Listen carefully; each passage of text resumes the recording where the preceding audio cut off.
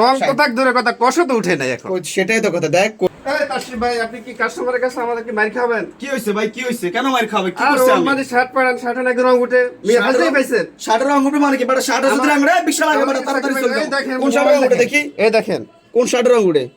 এই শার্টের রং উঠে? এ পানি আন, পানি আন, এ, শার্টের পানি রং আন। উঠে মানে কি?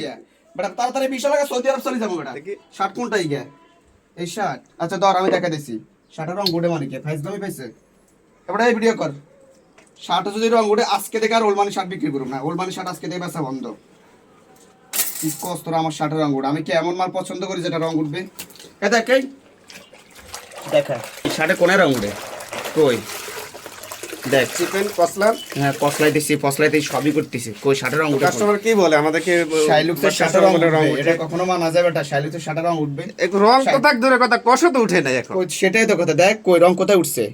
কই এক ফোঁটা রং আছে? কোনো রং আছে না? কষ আছে না? কিছু আছে? কিছু আছে? হ্যাঁ ফাইজলামি বন্ধ কর, এটা মোস।